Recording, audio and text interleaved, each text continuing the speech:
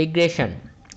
তো রিগ্রেশন বিষয়টা কি? রিগ্রেশন বিষয়টা হচ্ছে যে আমাদের কাছে একটা ইনপুট কলাম থাকবে আর একটা আউটপুট কলাম থাকবে, এবং এই ইনপুট কলামটার মাধ্যমে আমরা আউটপুট কলামটাকে প্রেডিক্ট করতে পারবো। ঠিক আছে? সো বেসিক্যালি যখন আমি এটা বলছি যে we have a input column and we have a output column, that means what I am saying is that in case of regression we are actually, এক minute, why is it not connected? হ্যাঁ, in case of regression we are actually predicting the output with the help of input. Now what is this input and what is this output which I am talking about? So input কে আমরা mainly x দিয়ে denote করি, ওকে, এবং আউটপুটকে আমরা denote করি y দিয়ে, এবং এই ইনপুটকে বলা হয় ইন্ডিপেন্ডেন্ট ভ্যারিয়েবল, এবং এই আউটপুট যেটা y এটাকে বলা হয় dependent variable. Now the case is যে এই যে ইনপুট বা ইন্ডিপেন্ডেন্ট ভ্যারিয়েবল এটা কিন্তু একটাও হতে পারে আর একের বেশিও হতে পারে, ওকে, আর ডিপেন্ডেন্ট ভ্যারিয়েবল অবভিয়াসলি একটাই হবে। নাও এই ইনপুট বা ইন্ডিপেন্ডেন্ট ভ্যারিয়েবল বা এক্স এর মাধ্যমে তুমি যে আউটপুটকে প্রেডিক্ট করবে এটাকেই বলা হয় রিগ্রেশন। এই প্রসেসটাকেই বলা হয় রিগ্রেশন। বাট আমি ধরো এখানে এক্স লিখলাম আর ওয়াই লিখলাম, এবং এক্সের কিছু ডেটা আছে, সাপোজ 2, 4, 10,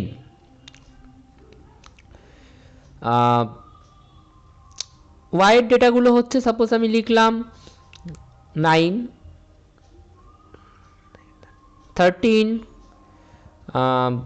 and 25. নাও ধরো আমি তোমাকে বললাম যে you have to find out an equation which will basically if I give you the value of x, the equation will give you the value of y. আমি তোমাকে কি বললাম যে একটা ইকুয়েশন ফাইন্ড করো, যে ইকুয়েশনটায় যদি আমি তোমাকে x এর ভ্যালুগুলো দিয়ে দিই তুমি y এর ভ্যালুগুলো ফাইন্ড করতে পারবে। তো that means I am asking you for this type of equation which is like suppose y equals to a plus bx.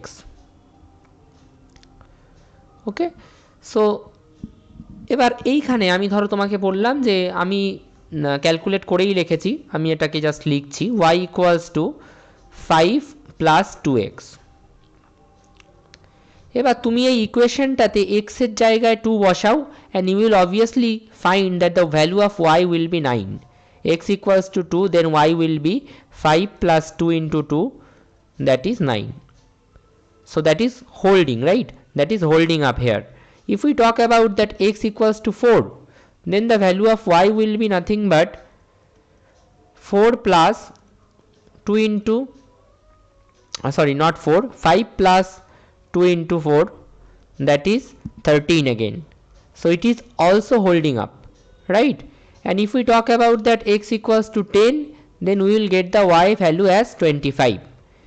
So whatever we are putting in the place of x, we are getting the value of y in a correct form. Okay, so basically this process of estimating this equation, I mean let me just write it, it is 25. এই যে ইকুয়েশনটা আমি এখানে estimate করলাম, কোন ইকুয়েশনটার কথা বলছি, এই যে ইকুয়েশনটা আমি এখানে এস্টিমেট করলাম এই ইকুয়েশনটাকে বলা হচ্ছে রিগ্রেশন ইকুয়েশন। এবার তুমি বলতেই পারো যে এই ইকুয়েশনটা আমি এস্টিমেট করলাম, কিন্তু এই ইকুয়েশনটাতে আমরা কিভাবে এস্টিমেট করলাম, মানে আমি কি করে এই 5 আর 2 এর ভ্যালুটা জানলাম? 5 আর 2 এর ভ্যালুটা তো আমি আমার ইচ্ছে মতো বসিয়ে দিয়েছি, but how can we actually find out this value of 5 and 2, right? That is not known to us. So we have two actually calculate this value of 5 and 2. What we have to do, we have to calculate this value of 5 and 2, and on the basis of this value of 5 and 2 you will actually estimate the regression equation. তো তোমার actual functioning কি হবে, actual target কি হবে? your actual target will be to find out this 5 and 2. and what are the 5 and 2? the 5 and 2 are nothing but a and b. এই ইকুয়েশনে তোমাকে এই a আর b টা ফাইন্ড করতে হবে। Now let me just take this equation into a different part and then I will lead. So let me just copy this equation.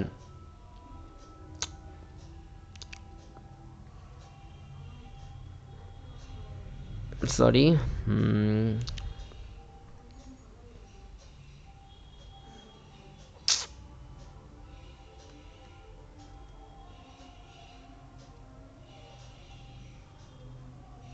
Okay.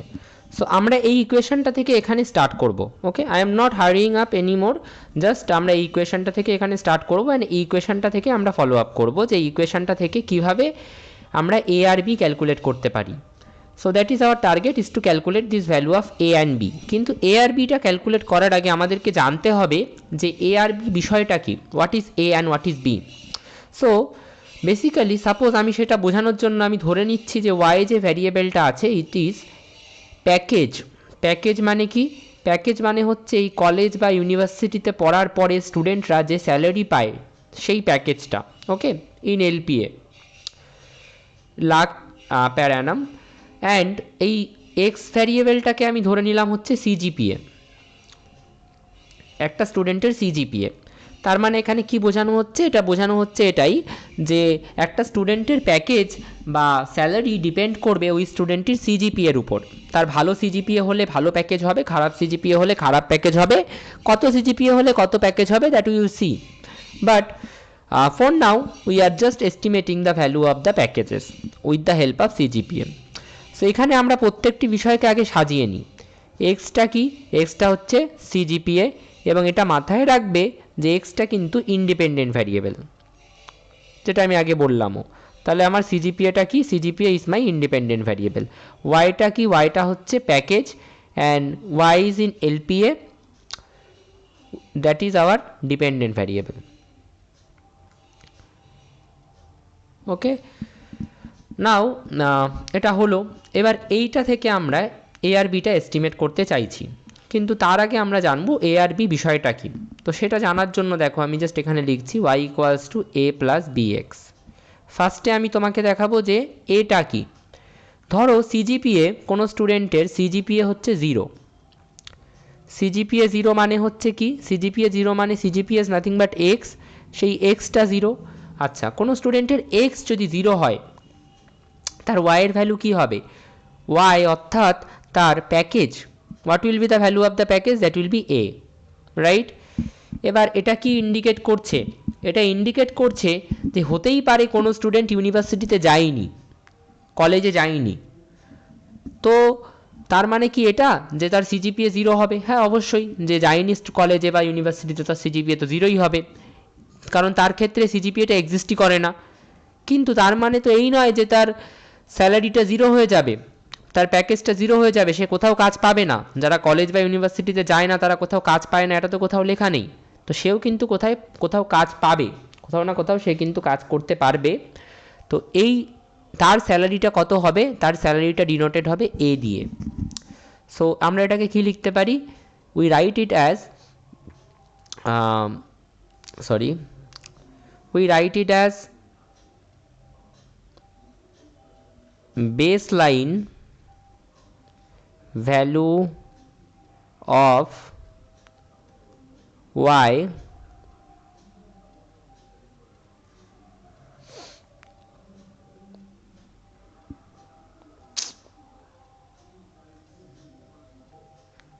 for a zero value of x।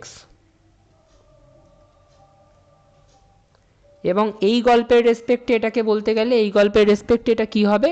এই গল্পের রেসপেক্টে এটা হবে হচ্ছে যে যে সমস্ত স্টুডেন্টের সিজিপিএ 0 তারাও তো কোনো না কোনো কাজ পাবে, এবং সেই কাজ পেয়ে তাদেরও একটা স্যালারি আসবে, সেই স্যালারিটাকেই আমরা কিন্তু ডিনোট করছি এ দিয়ে। Okay, so this is it.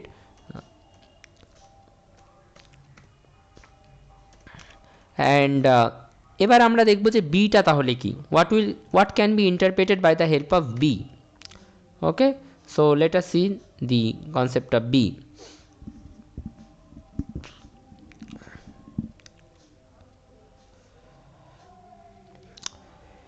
Beta actually কি দেখো, আমি যদি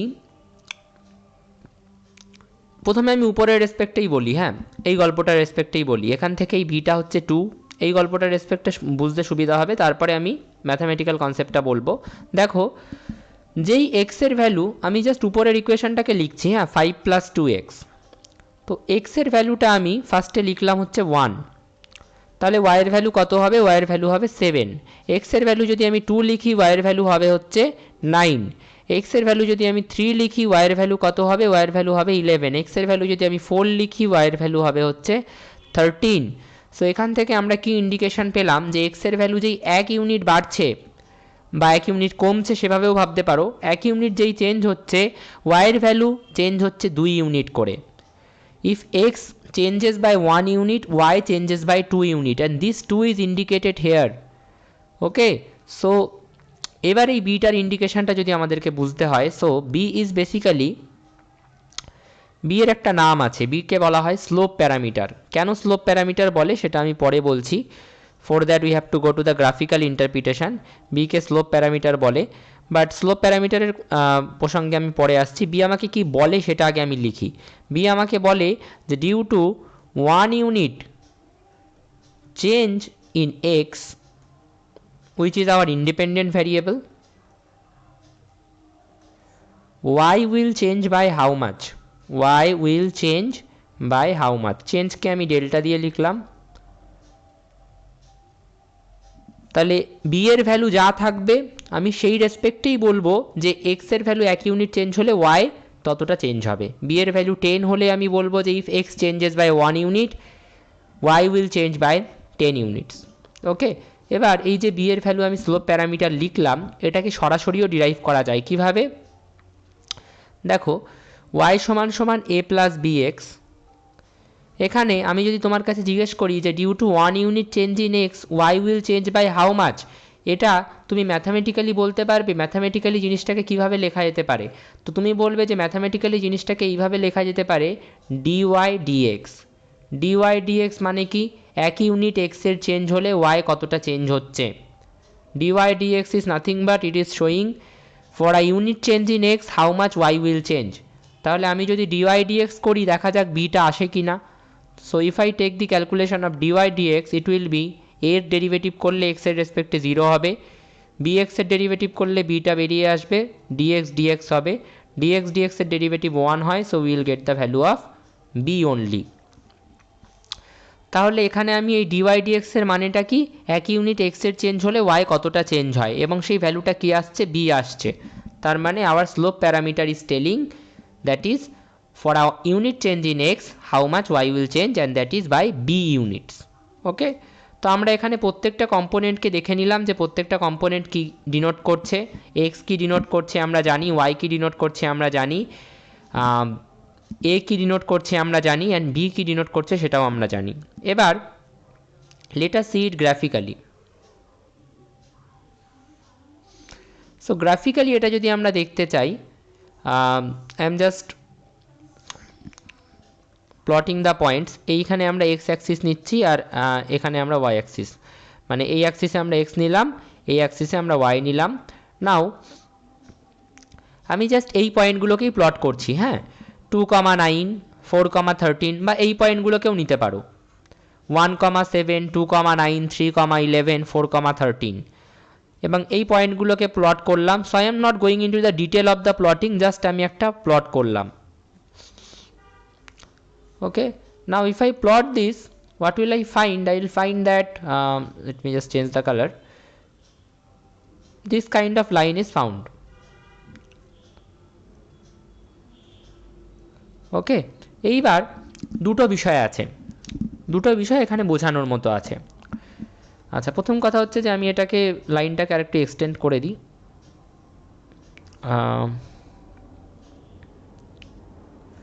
বি আমাকে কি বলছে এটা আমি প্রথম বলবো, আর তারপরে আমি বলবো এ আমাকে কি বলছে। তো এটা পরে, আগে বিটা। বিটা কি বললাম? স্লোপ, এবং সেই স্লোপটার ভ্যালু কত? স্লোপটার ভ্যালু ছিল 2। মনে করে দেখবে ওই ইকুয়েশনটা কি লিখেছিলাম, y equals two 5 plus 2x লিখেছিলাম, তো স্লোপটার ভ্যালু 2 ছিল, রাইট? এইবার এই স্লোপটা আমাকে কি ইন্ডিকেশান দিচ্ছে? স্লোপটা আমাকে ইন্ডিকেশান দিচ্ছে যে স্লোপটার ভ্যালু কিন্তু পজিটিভ, এটা একটা পজিটিভ নাম্বার, তাহলে স্লোপটা কিন্তু পজিটিভ। এখান থেকে আমরা অনেকগুলো কি আইডিয়াস পাবো। প্রথম আইডিয়া আমরা পেলাম যে আমাদের স্লোপটা পজিটিভ। তারপরের আইডিয়া যেটা আমরা পাবো, দ্যাট পজিটিভ মানে কি? Upward slope. আপওয়ার্ড স্লোপ, ঊর্ধ্বগামী ঢাল। এবং এর থেকে আমরা আরও একটা আইডিয়া পাবো যে লাইনটা কীরকম হবে, the line will be upward directing, এরকম একটা লাইন হবে যেরকম এখানে হয়েছে। তাহলে লাইনটা হলো, তাহলে এই লাইনটা এরকম আপওয়ার্ড স্লোপিং বা পজিটিভলি স্লোপড কেন হলো? কারণ বি এর ভ্যালু 2 হয়েছে। বি এর ভ্যালু যদি নেগেটিভ হতো সেক্ষেত্রে কিন্তু এই লাইনটা এরকম ডাউনওয়ার্ড স্লোপিং একটা নেগেটিভ লাইন হতো, যেটা এখন এখানে হবে না কারণ বি এর ভ্যালু পজিটিভ তাই। এবার তাহলে আমি এখানে এই স্লোপটা ইন্ডিকেট করে বি এর ভ্যালুটা কী লিখব? 2। এই স্লোপটা আরও অনেকভাবে ক্যালকুলেট করা যায়, আমি স্লোপ নিয়ে এখন আমি ডিটেলসে বলবো। স্লোপের আরও অনেক ফর্মুলা আছে, আমি জাস্ট একটুখানি লিখে দিই ফর্মুলাগুলো। তো স্লোপের আরও অনেক ফর্মুলা আছে, তার মধ্যে স্লোপের একটা ফর্মুলা হচ্ছে y2 minus y1 by x2 minus x1। ওকে, এবার তোমাকে যে কোনো দুটো y এর পেয়ার নিতে হবে আর যে কোনো দুটো x এর পেয়ার নিতে হবে। ধরো আমি y এর এই পেয়ারটা নিলাম 7 9 আর x এর পেয়ারটা নিলাম 2 আর 1। ঠিক আছে, তাহলে x এর পেয়ারটা নিলাম হচ্ছে 2 আর 1, আর y এর পেয়ারটা নিলাম 7 আর 9। তাহলে আমার কোনটা x1 কোনটা x2 কি হচ্ছে? আমার এই 1টা হচ্ছে x1, এই 2টা x2, y1 হচ্ছে 7টা আর y2টা হচ্ছে 9। এবার আমি জাস্ট যদি পুট করি দেখবে স্লোপটা কীরকম আসে, 9 minus 7 minus divided by 2 minus 1, তো স্লোপের ভ্যালু 2ই আসছে। তো তুমি এই ফর্মুলাটা দিয়েও স্লোপ ক্যালকুলেট করতে পারো। স্লোপকে আরও অনেকভাবে লেখা যায়, change in height by change in base, tan theta দিয়েও লেখা যায়। So I am not going into the that detail of the calculation of slope because আমাদের এইটুকু জানলেই এখন হবে। এবার যেটা বিষয় এখানে সেটা হচ্ছে যে এ জিনিসটা কি। দেখো এর একটা ভ্যালু ছিল, এর ভ্যালুটা কি? এর ভ্যালুটা ছিল হচ্ছে 5। This is a, right? And এই এর যে ভ্যালুটা 5, এটাকে বলা হয় ওয়াই ইন্টারসেপ্ট। এটাকে ওয়াই ইন্টারসেপ্ট বলে কেন? ওয়েল, এটাকে ওয়াই ইন্টারসেপ্ট বলে তার কারণ হচ্ছে যে আমি যখন দেখতে পেলাম যে এক্স অ্যাক্সিসে এক্সের ভ্যালু যখন 0 হয়ে গেল, যখন আমাদের এক্সের ভ্যালু 0 হয়ে গেল তখন আমাদের ওয়াইয়ের ভ্যালু কত হচ্ছে? তখন আমাদের ওয়াইয়ের ভ্যালু কিন্তু হচ্ছে 5। এখানে এক্সের জায়গায় 0 পুট করো, ওয়াইয়ের ভ্যালু কী পড়ে থাকবে? অনলি 5। এবার এক্স যখন 0 হয়ে গেল ওয়াইয়ের ভ্যালু হয়ে গেল 5, তার মানে পয়েন্টটা কি? 0,5। আর 0,5 পয়েন্টটা কোথায়? এক্স অ্যাক্সিসে 0 মানে এখানেই, আর ওয়াই অ্যাক্সিসে 5 মানে এটা, রাইট? তাহলে এই পয়েন্টটাই কিন্তু হচ্ছে 0,5। I can denote this point as 0,5। এবার এই পয়েন্টের একটা বিশেষত্ব আছে। What is that? At point 5 on y axis the line is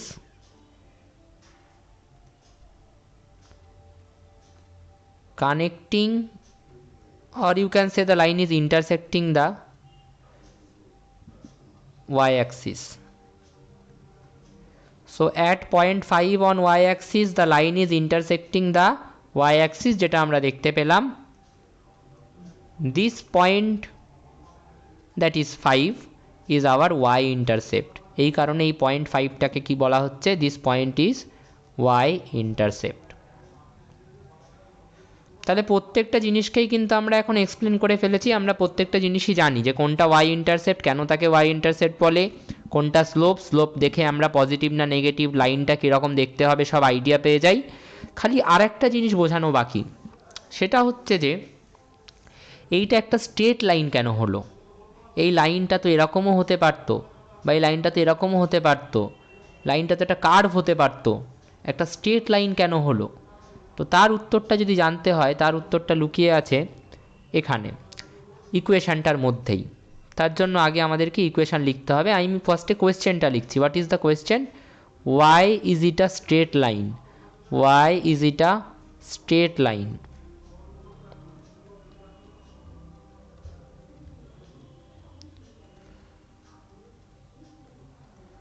তো তার জন্য দেখো ইনপুট আর আউটপুটের মধ্যে কি রিলেশান হবে সেটা কিন্তু ডিপেন্ড করে তাদের ফাংশনাল ফর্মের উপর। ঠিক আছে, মানে আমি এখানে এটা লিখছি যে input and output can have two types of relationship.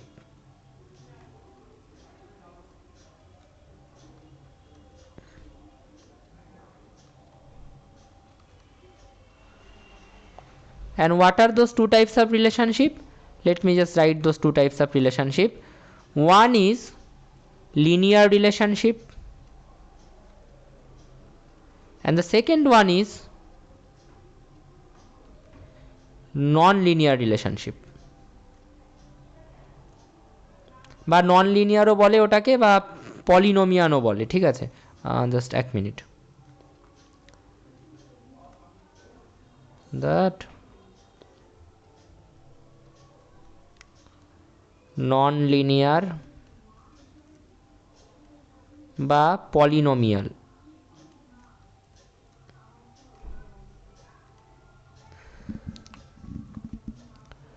Non linear, ওকে, হলো।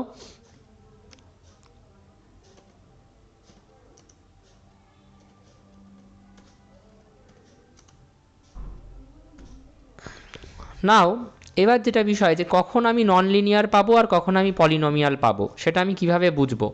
তো তার জন্য তোমাকে যেটা করতে হবে, আমি একটা খুব সহজ একটা সিম্পল প্রসেস দেখিয়ে দিচ্ছি। তুমি ইকুয়েশনটাকে নাও, আমি তোমাকে অনেকগুলো ইকুয়েশন দেখাচ্ছি। ধরো এই একটা ইকুয়েশন, আবার এই একটা ইকুয়েশন ধরো পেলে,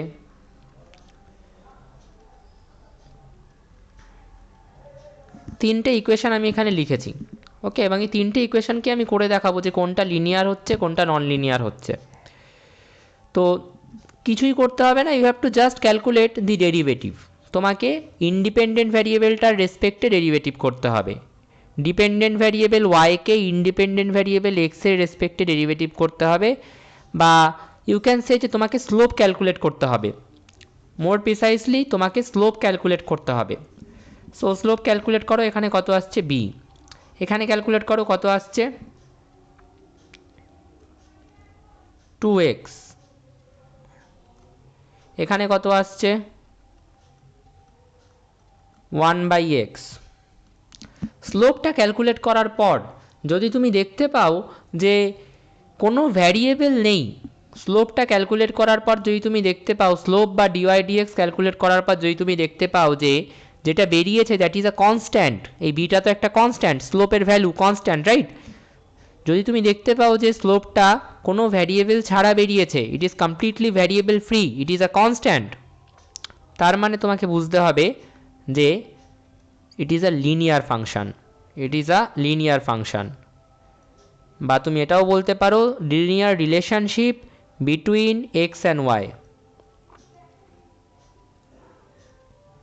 আর স্লোপটা ক্যালকুলেট করার পর যদি তুমি দেখতে পাও যে ভ্যারিয়েবল ফ্রি হয়নি, যেরকম এখানে ভ্যারিয়েবল ফ্রি হয়েছে, হয়নি কিন্তু 2x আছে, 2 একটা কনস্ট্যান্ট ঠিকই, বাট ভ্যারিয়েবলটাও কিন্তু রয়েছে, এক্সও রয়েছে, সো দ্যাট মিন্স এটা কনস্ট্যান্ট হয়নি, that means it is non linear, it is non linear relationship between X and Y. Non linear relationship মানে তুমি যদি এক্স অ্যাক্সিস আর ওয়াই অ্যাক্সিসকে লিখে প্লট করো, সেটা একটা লাইন আসবে না, গ্রাফটা একটা লাইন আসবে না, একটা কার্ভ আসবে।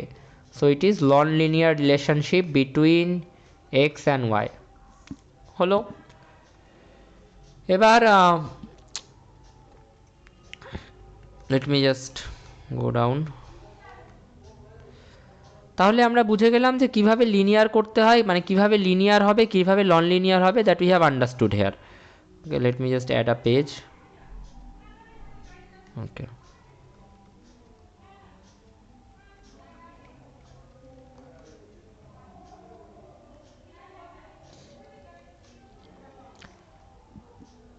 নাও দ্য কি কম্পোনেন্ট। লাইন মানে স্ট্রেট লাইন, হ্যাঁ, লাইন মানে স্ট্রেট লাইন, আর কার্ভ মানে not a straight line. Linear মানে সেটা স্ট্রেট লাইনই হবে, কার্ভ মানে সেটা স্ট্রেট লাইন হবে না। Okay, I am just giving you it. Non linear মানে ওটা স্ট্রেট লাইন হবে না? নো, নন লিনিয়ার মানে হচ্ছে ইট will be a curve. So I am just writing drawing the graph for each case.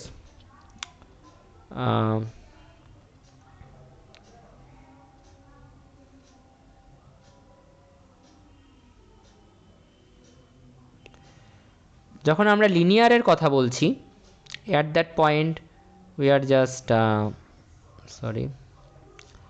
Linear. আর যখন আমরা নন লিনিয়ারের কথা বলছি,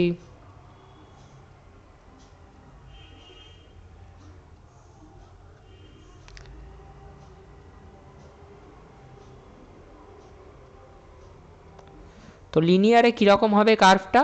যখন আমরা লিনিয়ার করব তখন কার্ভটা it will be a straight line. আর যখন আমরা নন লিনিয়ার করব তখন কিন্তু কার্ভটা একটা স্ট্রেট লাইন হবে না। দিস ক্যান বি আর any type of thing. It is a curve. Basically it is a curve. What we are talking about, it is a curve. And this is what? This is a line. এইবার regression যখন আমরা পড়ছি তাহলে আমরা বুঝে গেলাম যে regression বিষয়টা কি। রিগ্রেশন হচ্ছে আমাকে একটা ইকুয়েশন দিয়ে দেবে এবং সেই ইকুয়েশনটার রেসপেক্টে আমাকে ফাইন্ড করতে হবে এই এ আর বি এর value. Okay, that finding is basically the regression is basically predicting y on the basis of x. I am writing the definition of regression here. The regression এর definition কিন্তু এটাই যে তোমাকে কি করতে হবে, তোমাকে predicting y on the dependency of x, বা সহজভাবে বলতে গেলে predicting y by x. This is regression. ওকে, এবং ওয়াইকে যদি প্রেডিক্ট করতে হয় এক্স এর রেসপেক্টে তাহলে তোমাকে জানতে হবে এই এ আর বি এর ভ্যালুটা। তো this is very important to find out this value of A and B. এবার রিগ্রেশনের অনেকগুলো টাইপ হয়। এ আর বি ফাইন্ডিংটা আমি লাস্টে করাবো, রিগ্রেশনের অ্যাজাম্পশনগুলো পড়াবো, তারপরে আমি রিগ্রেশনের টাইপগুলো পড়াবো, তারপরে রিগ্রেশনের অ্যাজাম্পশনগুলো পড়াবো, তারপরে আমি এ আর বি ফাইন্ডিং করাবো। ঠিক আছে, যে এ আর বি কী করে ফাইন্ড করে। তো রিগ্রেশনের কী কী টাইপ হতে পারে দেখো। রিগ্রেশনের তিনটে টাইপ হতে পারে। একটা হচ্ছে সিম্পল লিনিয়ার রিগ্রেশন, যেটা সবথেকে লেস ইম্পর্টেন্ট, বলতে পারো যে সবথেকে লেস ইম্পর্টেন্ট হয়তো সিম্পল লিনিয়ার রিগ্রেশনই, কিন্তু যে জিনিসটা না শিখলে তুমি বাকিটা পার্টগুলো করতে পারবে না, মানে বাকি পার্টগুলো তুমি টাচই করতে পারবে না যদি তুমি সিম্পল লিনিয়ার রিগ্রেশন না জানো। আর তারপরে আমরা পড়বো হচ্ছে মাল্টিপল লিনিয়ার রিগ্রেশন, আর লাস্টে আমরা পড়বো polynomial regression. Okay, so what is the first part that we are going to carry out? The first part is simple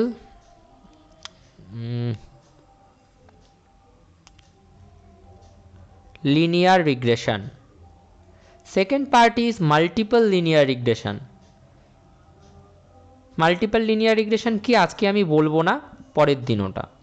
R the last part is polynomial regression.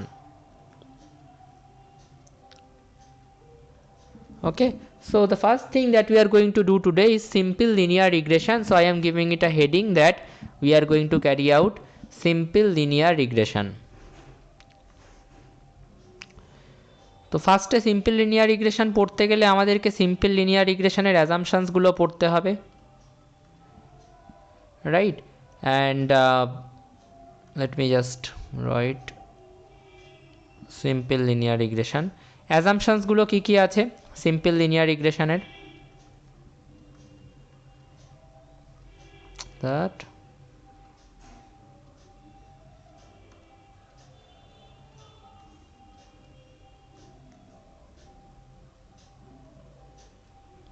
এবং অ্যাজাম্পশনসগুলো কিন্তু খুব important. পরবর্তীতে তোমরা যখন ইকোনোমেট্রিক্স পড়বে তখন এই অ্যাজাম্পশনসগুলো কিন্তু ঘুরে ঘুরে আসবে। ঠিক আছে, so this assumptions are very important in that respect. অ্যাজাম্পশনসগুলোর মধ্যে প্রথম অ্যাজাম্পশন হচ্ছে যে সিম্পল রিগ্রেশন যখন আমরা পড়ি, সিম্পল লিনিয়ার রিগ্রেশন যখন আমরা পড়ি, তখন আমাদেরকে মাথায় রাখতে হয় এই বিষয়টা যে ওয়াই আর এক্সের মধ্যে লিনিয়ার রিলেশনশিপ থাকবে। ওয়াই আর এক্সের মধ্যে লিনিয়ার রিলেশনশিপ থাকবে মানে কি, আমি আগে অ্যাজাম্পশনটা লিখছি, then I am going to explain it. Linear relationship between X and Y, between X and Y. এটার মানে হচ্ছে যে আমি যদি এক্সকে একটা অ্যাক্সিসে রেখে আর ওয়াইকে একটা অ্যাক্সিসে রেখে গ্রাফ প্লট করি,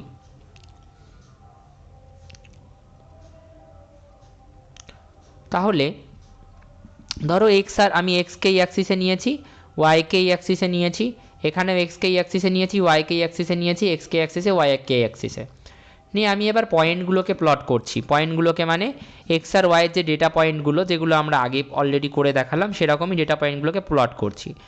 তো suppose this is the data points in the first case. Second কেসে হয়তো এরকম একটা ডেটা পয়েন্ট আছে, মানে ডেটা পয়েন্টগুলো হয়তো এরকমভাবে আছে।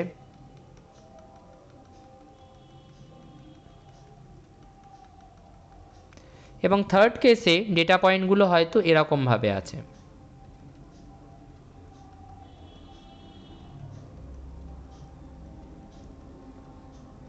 নাও এইবার এই তিনটে কেসকে ভালো করে অবজার্ভ করো, এই তিনটে কেসকে ভালো করে অবজার্ভ করার চেষ্টা করো। প্রথম কেসটাতে যদি আমি এই ডেটা পয়েন্টগুলোর মধ্যে থেকে একটা লাইন ফিট করার চেষ্টা করি, যে লাইনটা কম বেশি প্রত্যেকটা ডেটা পয়েন্টের কাছাকাছি থাকবে বা প্রত্যেকটা ডেটা পয়েন্টের কাছাকাছি দিয়ে যাবে, তাহলে কিন্তু আমি করতে পারবো। মানে একটা এরকম লাইন আমি ফিট করতে পারবো যে লাইনটা প্রত্যেকটা ডেটা পয়েন্টের কাছাকাছি থাকবে বা প্রত্যেকটা ডেটা পয়েন্টের কাছ দিয়ে যাবে, and this is that line. তুমি বলতেই পারো যে হ্যাঁ স্যার, আমি এর থেকেও ভালো লাইন হয়তো ফিট করতে পারবো। That you can do. I am just trying to give you an interpretation যে ফার্স্ট কেসটাতে কিন্তু আমরা আমাদের ডেটা পয়েন্টগুলোর মধ্যে থেকে একটা লাইন ফিট করতে পারবো, যে লাইনটা প্রত্যেকটা ডেটা পয়েন্টের কাছাকাছি থাকবে বা কাছ দিয়ে যাবে। সেকেন্ড কেসেও কিন্তু আমি আমাদের ডেটা পয়েন্টগুলোর মধ্যে থেকে একটা লাইন ফিট করতে পারবো, যে লাইনটা আমাদের ডেটা পয়েন্টগুলোর মধ্যে দিয়ে যাবে বা ডেটা পয়েন্টের কাছাকাছি থাকবে। থার্ড কেসে কিন্তু আমি একটা লাইন ফিট করতে পারবো না যেটা আমার ডেটা পয়েন্টের মানে কাছাকাছি থাকবে। ফার্স্ট এই থার্ড কেসটায় যদি আমাকে প্রত্যেকটা ডেটা পয়েন্টের কাছাকাছি দিয়ে যেতে হয়, এরকম একটা লাইন ফিট করতে হয়, তাহলে সেটা কিন্তু একটা লাইন হবে না, ইট will be a curve. It will be a curve. কিন্তু ফার্স্ট আর সেকেন্ড কেসে কিন্তু আমাদের ডেটা পয়েন্টগুলোর কাছাকাছি দিয়ে গেছে এরকম একটা লাইন আমরা ফিট করতে পেরেছি, কোনো কার্ভ তৈরি হয়নি, একটা লাইনই তৈরি করতে পেরেছি। তো ফার্স্ট অ্যাজাম্পশনটা কি বলছে? Linear relationship between X and Y, X আর ওয়াইয়ের মধ্যে লিনিয়ার রিলেশনশিপ থাকবে। লিনিয়ার রিলেশনশিপ থাকবে মানে কোনটা? এই 1 নম্বর কেসটা, 2 নম্বর কেসটা, কিন্তু 3 নম্বর কেসটা নয়, নট দ্য কেস 3। কেন? কারণ 3 নম্বর কেসে লিনিয়ার রিলেশনশিপ নেই এক্স আর ওয়াইয়ের মধ্যে। এক্স আর ওয়াইয়ের মধ্যে থেকে একটা লাইন ফিট করা যাচ্ছে না, তো এক্স আর ওয়াইয়ের মধ্যে কিন্তু লিনিয়ার রিলেশনশিপ নেই। ওকে, এবার তুমি বলবে যে আমি কি ডেটা পয়েন্টগুলো নিয়ে এরকম কার্ভ এঁকে এঁকে দেখবো যে কোনটা লিনিয়ার রিলেশনশিপ আছে কোনটায় লিনিয়ার রিলেশনশিপ নেই? না, তুমি সেটা করবে না। তুমি তো ইকুয়েশনটা দেখলেই বুঝে যাবে যে ওটা সিম্পল লিনিয়ার রিগ্রেশন হচ্ছে না হচ্ছে না। কীভাবে? কোনটা লিনিয়ার ইকুয়েশন আর কোনটা লিনিয়ার ইকুয়েশন নয় সেটা বের করা তো আমি শেখালাম। হয়তো এই ইকুয়েশনটা হয়তো আছে Y equals to A plus B X, এই ইকুয়েশনটা হয়তো আছে Y equals to A minus B X, আর এই ইকুয়েশনটা হয়তো আছে Y equals to A plus B এক্সের স্কোয়ার। এবার তুমি তো এই ইকুয়েশনের ফর্মটা দেখলেই বুঝে যাবে এটা লিনিয়ার, এটাও লিনিয়ার, কিন্তু এটা লিনিয়ার নয়। তাহলে অ্যাজাম্পশানের মধ্যে কোন অ্যাজাম্পশানটা? এই প্রথম অ্যাজাম্পশান যেটা linear relationship between X and Y, সেটা এই ইকুয়েশনটাতে হোল্ড করছে, এই গ্রাফটাতে হোল্ড করছে, এই ইকুয়েশনটাতে হোল্ড করছে, এই গ্রাফটাতে হোল্ড করছে, কিন্তু এই ইকুয়েশনটাতে এবং এই গ্রাফটাতে হোল্ড করছে না। So I hope this first assumption is clear. Is it? হ্যাঁ sir. Now we will go to the second assumption. These assumptions are very important and it will again come when we will read the next part of econometrics also. Next assumption is multicollinearity should not be present. Multicollinearity should not be present. I am explaining this term multicollinearity. Should not be present.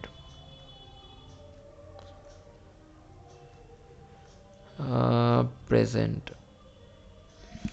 Okay, so what is this term multicollinearity? It tells that suppose we have এতক্ষণ অবধি আমরা একটা dependent variable আর একটা independent variable নিয়ে কাজ করছিলাম। মাল্টিকলিনিয়ারিটা বোঝাতে গেলে আমাকে একের বেশি ইন্ডিপেন্ডেন্ট ভ্যারিয়েবল লিখতে হবে, কারণ ওটা টপিকটাই ওরকম। সো সরি, এক মিনিট।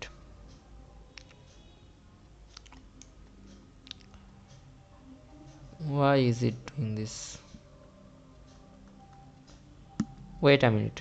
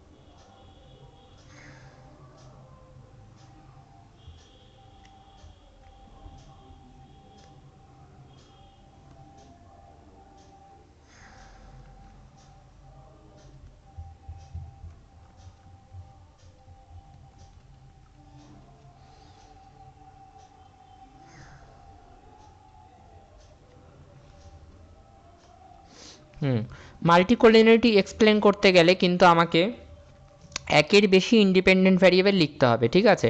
তো আমি ধরো লিখলাম a plus B x one plus C x two. এখানে আমাদের ডিপেন্ডেন্ট ভ্যারিয়েবল একটাই আছে ওয়াই, কিন্তু ইন্ডিপেন্ডেন্ট ভ্যারিয়েবল একের বেশি আছে এক্স ওয়ান আর X two. Now if we are talking about multicollinearity, it tells যে আমাদের ইন্ডিপেন্ডেন্ট ভ্যারিয়েবলের মধ্যে কোনো রিলেশন আছে না নেই। যদি আমাদের ইন্ডিপেন্ডেন্ট ভ্যারিয়েবলের মধ্যে কোনো রিলেশন থাকে তখন আমরা বলি মাল্টিকোলিনিয়ারিটি ইজ প্রেজেন্ট। আর যদি আমাদের ইন্ডিপেন্ডেন্ট ভ্যারিয়েবলের মধ্যে কোনো কোরিলেশন না থাকে তখন আমরা বলি যে মাল্টিকোলিনিয়ারিটি ইজ নট প্রেজেন্ট। এটাকে এভাবেও লেখা হয় যে কোরিলেশন আমি এখনও পড়াইনি, মানে ওইভাবে ডিটেলে পড়াইনি, but I hope you have some idea about correlation of X one X two, এটা যদি জিরো হয় তখন আমরা কি বলি যে মাল্টিকোলিনিয়ারিটি ইজ নট প্রেজেন্ট, যেটা আমাদের অ্যাজাম্পশানে দেওয়া আছে।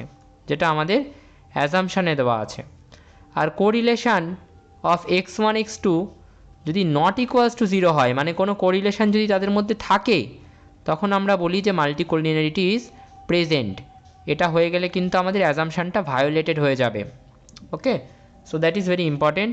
এবার মাল্টিকোলিনিয়ারিটি থাকলে কি প্রবলেম হয় সেটাও আমাদেরকে জানতে হবে, এবং তার সাথে সাথে আমাদেরকে এটাও জানতে হবে যে আমি এটাকে একটা গল্প বলি এটার, ঠিক আছে। ধরো দুটো সায়েন্টিস্ট হচ্ছে, একজন হচ্ছে ফিজিক্সের প্রফেসর আর একজন হচ্ছে কেমিস্ট্রির প্রফেসর। এক্স ওয়ান যে আছে সে হচ্ছে ফিজিক্সের প্রফেসর, আর এক্স টু যে আছে সে হচ্ছে কেমিস্ট্রির প্রফেসর।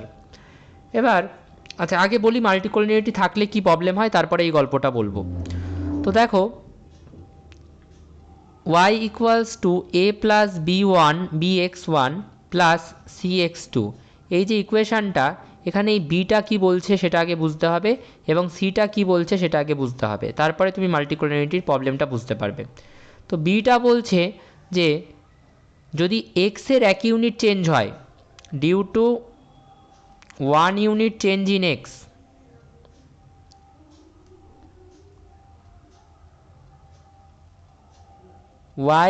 x1 আর কি x1 due to 1 unit change in x1, y will change by how much? Keeping, এখানে আরও একটা কথা আছে যেটা খুব ইম্পর্টেন্ট, কিপিং x2 কনস্ট্যান্ট, এই কথাটা খুব ইম্পর্টেন্ট। যখন আমি বিটা ওয়ানকে এই বিকে ইন্টারপ্রেট করছি যে বি হচ্ছে এক ইউনিট এক্স ওয়ানের চেঞ্জের ফলে ওয়াই কতটা চেঞ্জ আসছে সেটা, তখন কিন্তু আমি এক্স টুটাকে কনস্ট্যান্ট রাখছি, তখন কিন্তু আমি ধরে নিচ্ছি যে এক্স টুটা চেঞ্জ হচ্ছে না, এক্স টুটা ফিক্স থাকছে। ওকে, আর সিটা কি, সিটা হচ্ছে সেম, যে due to 1 unit change in x two, y will change by how much?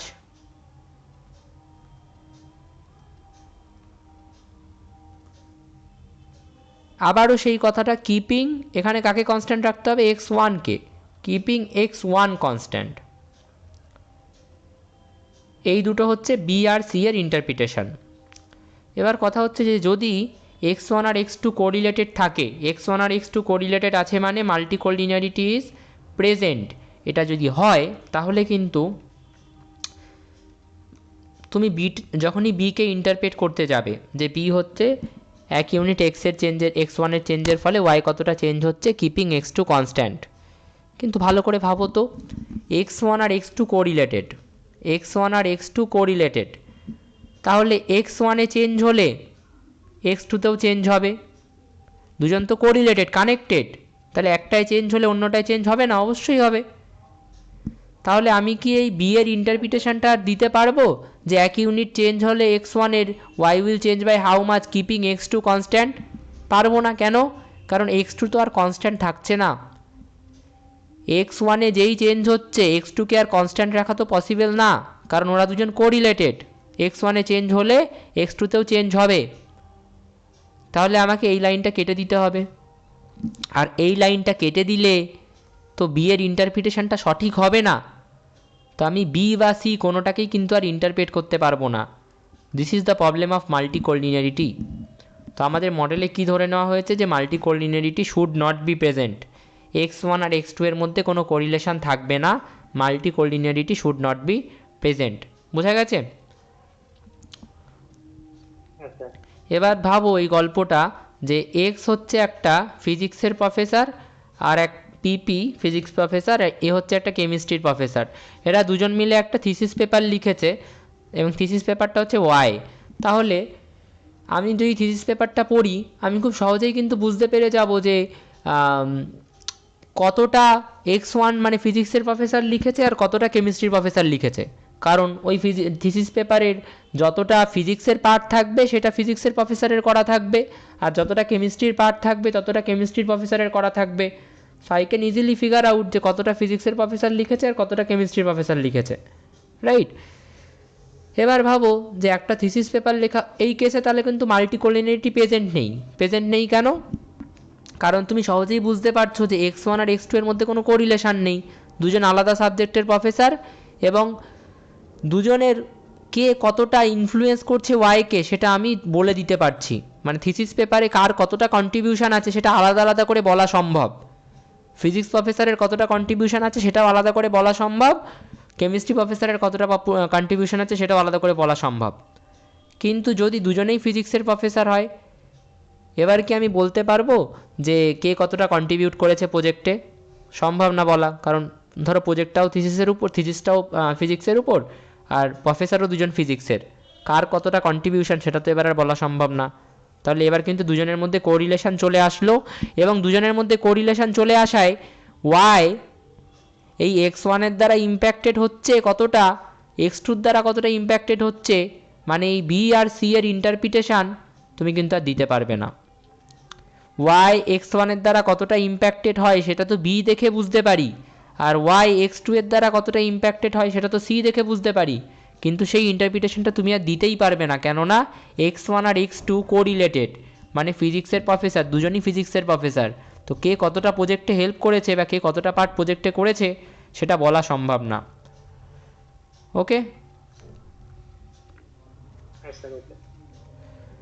now the third assumption that we are going to discuss is normal residual. Third, fourth আর fifth অ্যাজাম্পশনটা এখন একটু বুঝতে প্রবলেম হলেও I hope এটা পরবর্তীতে ঠিক হয়ে যাবে যখন আমরা রিগ্রেশনটা আরও ডিটেলে করব। তো third assumption is of normal residual. Normal residual,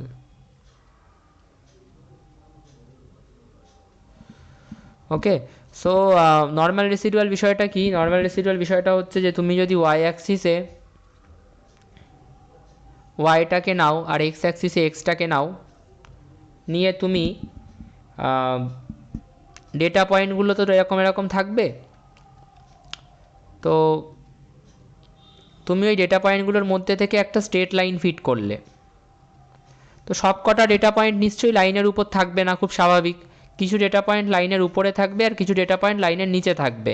তো তুমি ওই ডিস্টেন্সগুলোকে মার্ক করলে, ডেটা পয়েন্টগুলো আর লাইনটার যে ডিস্টেন্স সেই ডিস্টেন্সটাকে তুমি মার্ক করলে।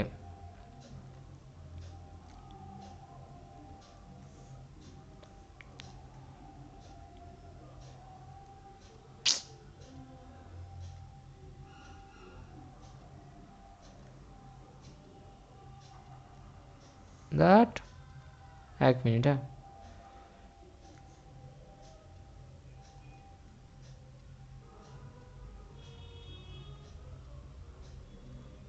স্ট্রেট লাইন করেই কিন্তু মার্ক করতে হবে, হ্যাঁ।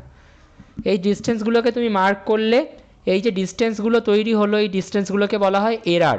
কেন এগুলোকে এরার বলে I am going to explain it after some time. এখন আমি এটাকে এক্সপ্লেন করছি না why we call it error. কারণ অ্যাকচুয়ালি এগুলোকে এরার বলে তার কারণ হচ্ছে এগুলো প্রেডিক্টেড ভ্যালু আর অ্যাকচুয়াল ভ্যালুর মধ্যে ডিফারেন্স। অ্যাকচুয়াল ভ্যালু হচ্ছে এই ডেটা পয়েন্টটা যার আমি নাম দিলাম ধরো এ, আর প্রেডিক্টেড ভ্যালু হচ্ছে এই ডেটা পয়েন্ট যেটা আমরা এই লাইন থেকে পাচ্ছি, লাইন যেটা প্রেডিক্ট করছে। ওকে, এটাকে আমরা এইভাবেও ইন্টারপ্রেট করতে পারি। ধরো আমি যদি এইভাবে এটাকে বলি যে যখন আমাদের ভ্যালুটা এখানে এই এই ডেটা পয়েন্টে আমরা আছি, আমাদের লাইন কিন্তু প্রেডিকশান করছে পয়েন্ট বিতে, আর আমাদের ডেটা পয়েন্ট বলছে না পয়েন্টটা হবে হচ্ছে এ পয়েন্ট, এবং তুমি যদি এই পয়েন্ট বরাবর ওয়াই অ্যাক্সিসে চলে আসো তাহলে কি হবে, ধরো ওয়াই অ্যাক্সিস বরাবর এই পয়েন্টে our point is suppose this. এবার ওয়াই অ্যাক্সিস বরাবর ধরো পয়েন্টটা হচ্ছে 2, মানে ওয়াইয়ের ভ্যালু হচ্ছে 2। ওয়াইটাকে আমি ধরলাম হচ্ছে আচ্ছা ওয়াইটা এই অ্যাক্সিসে লেখাটা ভুল হয়েছে, এই অ্যাক্সিসে এক্স লেখা উচিত ছিল, আমি এটা একটু ঠিক করে নিই। এই অ্যাক্সিসে এক্স হবে আর এই অ্যাক্সিসে ওয়াই হবে। এক্সটাকে আমি ধরলাম হচ্ছে সিজিপিএ আর ওয়াইটাকে আমি ধরলাম এলপিএ, প্যাকেজ, কত টাকার প্যাকেজ পাচ্ছে। তাহলে এবার যার 2 সিজিপিএ, আমাদের যে লাইনটা সবকটা ডেটা পয়েন্টের মাঝখান দিয়ে যাওয়ার চেষ্টা করেছে, সেই লাইনটা কি বলছে তার স্যালারি কত হবে, তো সেই লাইনটা কিন্তু বলছে যে তার স্যালারি হবে সাপোজ দিস। এটাকে একটু স্ট্রেট করি। আর আমাদের যে অ্যাকচুয়াল ডেটা পয়েন্ট কি বলেছে, মানে তার স্যালারি অ্যাকচুয়ালি কত হয়েছে দিস, তার স্যালারি কিন্তু অ্যাকচুয়ালি হয়েছে দিস, দ্যাট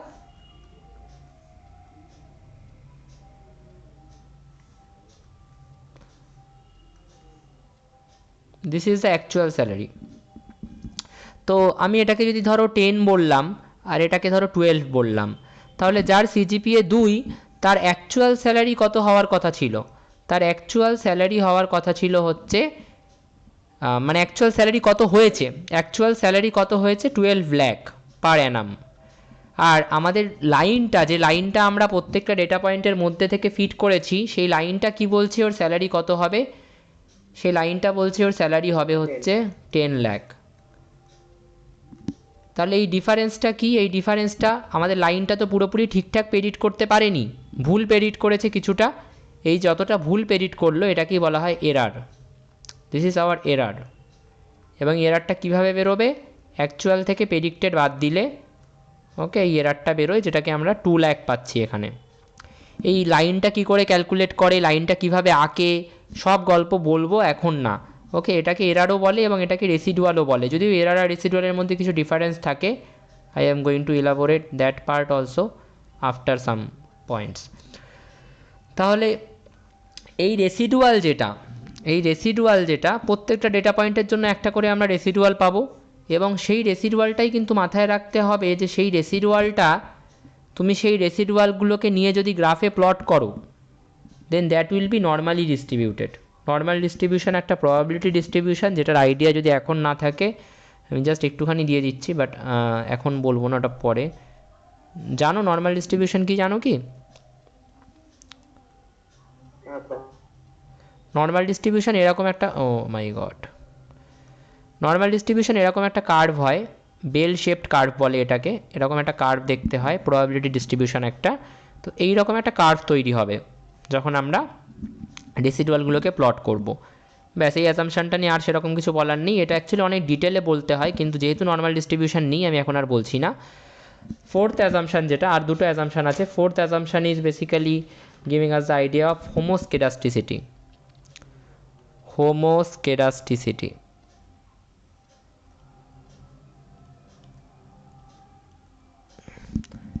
তো হোমোস্কেডাস্টিসিটি কি বলছে, হোমোস্কেডাস্টিসিটি বলছে যে যদি আমরা রেসিডুয়ালগুলোকে প্লট করি, রেসিডুয়াল কি আমরা কিন্তু এখন জানি, কতটা ডিস্টেন্স হচ্ছে সেটা বা কতটা এরার হচ্ছে সেটা। তো রেসিডুয়ালগুলোকে যদি আমরা প্লট করি, দ্যাট প্লটিং কার এগেনস্টে প্লটটা করছি হচ্ছে আমাদের ওয়াই প্রেডিকশানের রেসপেক্টে। তো এক্স অ্যাক্সিসে কী থাকবে, ওয়াইয়ের প্রেডিক্টেড ভ্যালুগুলো, ওয়াই প্রেডিকশান, আর ওয়াই অ্যাক্সিসে কী থাকবে, রেসিডুয়ালস। রেসিডুয়ালের জায়গাটা একটু হয়তো বুঝতে অসুবিধা হবে এখন, বাট আমি ক্লিয়ার করে দেবো ওটা, নেক্সট একটা দুটো সেশন লাগবে। ওয়াই প্রেডিকশান, রেসিডুয়ালস, এই যখন এই প্লটিংটা করা হবে, it should not make any pattern, কোনো প্যাটার্ন থাকলে হবে না। এই প্লটিংটা যখন করা হবে তখন যদি কোনো প্যাটার্ন দেখা যায় তাহলে হবে না। কোনো প্যাটার্ন দেখা যাবে না মানে ধরো এরকম আছে,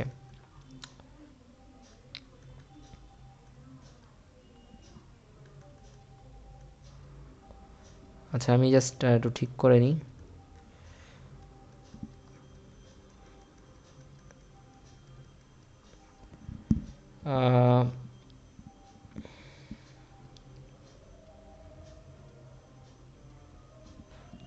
স্প্রেড, এগুলো ডেটা পয়েন্টস, ঠিক আছে।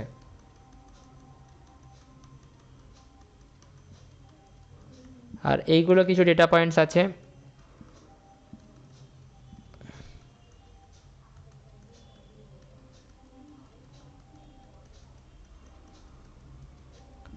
এবার হোমোস্কেডাস্টিসিটি পয়েন্টটা কি? হোমোস্কেডাস্টিসিটির পয়েন্টটা হচ্ছে যে আমরা যখন এই প্লটিংটা করছি, this plotting should be uniformly distributed. This plotting should be uniformly distributed. যদি এই প্লটিংটা ইউনিফর্মলি ডিস্ট্রিবিউটেড হয় তাহলে আমরা বলবো যে উই হ্যাভ হোমোস্কেডাস্টিসিটি। এই হোমোস্কেডাস্টিসিটির আরও অনেক ইন্টারপ্রিটেশন হয়, কিন্তু এখন অত ডিটেলে লাগবে না। This plotting should be uniformly distributed মানে সমানভাবে ছড়িয়ে থাকবে। শুড বি ইউনিফর্মলি ডিস্ট্রিবিউটেড, সমানভাবে ছড়িয়ে থাকবে। সো সমানভাবে ছড়িয়ে থাকবে মানে মানে পুরো জায়গাটাকে ভরাট করে থাকবে না, এই কেসটাতে দেখো ইউ ক্যান সে এটা সমানভাবে ছড়িয়ে আছে, মানে দূরে বেরিয়ে যায়নি বা একদম কাছে এসে বিয়ে হয়ে যায়নি, দে আর ইকুয়ালি স্প্রেডেড। কিন্তু এই কেসটাতে দেখো প্রথমে এইখানে দেখো গ্যাপটা কম, কাছাকাছি আছে, কিন্তু তারপর দেখো অনেক দূরে দূরে ছড়িয়ে গেছে ডেটা পয়েন্টগুলো। এখানে দেখো প্রথমে অনেক বেশি গ্যাপ, দূরে দূরে আছে, তারপরে এখানে এসে আবার খুব কাছাকাছি হয়ে গেছে। এটাকে কি আমি ইকুয়ালি স্প্রেডেড বলতে পারি? না। এটাকে বলতে পারি? না। কিন্তু এটাকে কিন্তু বলতে পারবো। এরা সব সময় একই একটা রেঞ্জের মধ্যেই আছে, দে আর উইথিন আ রেঞ্জ। দেখো ওরা কিন্তু এই রেঞ্জটার মধ্যেই আছে, কখনো বেশি দূরেও যায়নি, কখনো বেশি কাছাকাছিও আসেনি। বোঝা গেছে? সো কোন কেসটাতে হোমোস্কেডাস্টিসিটি আছে? এই কেসটাতে। বোঝা গেছে? বলো। ক্লিয়ার? আর এই যে কেস দুটো, যে কেস দুটোতে ওরা কিন্তু সমানভাবে ছড়িয়ে নেই, ইউনিফর্মলি ডিস্ট্রিবিউটেড নেই, এই দুটো কেসকে আমরা কি বলবো? হেটারোস্কেডাস্টিসিটি। নর্মাল রিগ্রেশন বা সিম্পল রিগ্রেশনে কিন্তু আমরা ধরে নিই যে আমাদের ডেটাতে হোমোস্কেডাস্টিসিটি আছে, এটা আছে, হেটারোস্কেডাস্টিসিটি, এটাও হেটারোস্কেডাস্টিসিটি। ওকে,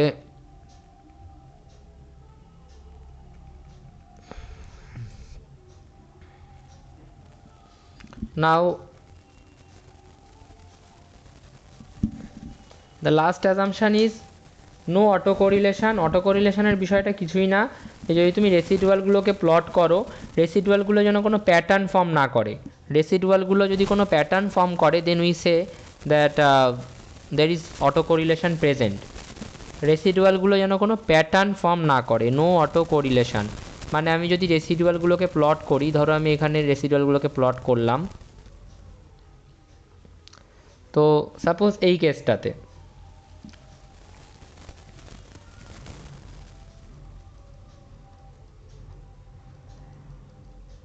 তারপরে ধরো এই কেসটাতে আর একটা কেস বানালাম, এই কেসটা, এই কেসটাতে প্রথম কেসটাতে দেখো রেসিডুয়ালগুলো কিন্তু একটা প্যাটার্ন ফর্ম করেছে, প্রথমে উঠেছে তারপরে নেমেছে, দ্যার ইজ আ প্যাটার্ন, আমি কিন্তু এখানে একটা প্যাটার্ন দেখতে পাচ্ছি। এই কেসটাতেও দেখো প্রথমে নেমেছে তারপরে উঠেছে, আমি একটা প্যাটার্ন দেখতে পাচ্ছি।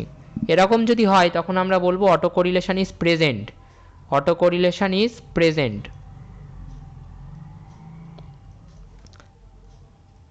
আর যদি কোনো প্যাটার্ন ফর্ম না করে, যদি রেসিডুয়ালগুলো কোনো প্যাটার্ন ফর্ম না করে, তখন আমরা কি বলবো? যে auto correlation is not present.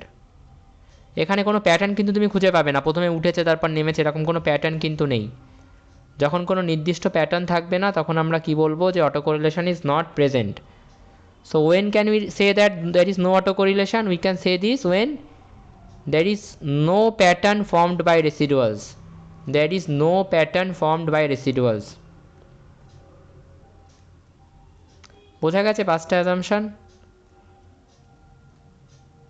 হ্যাঁ স্যার।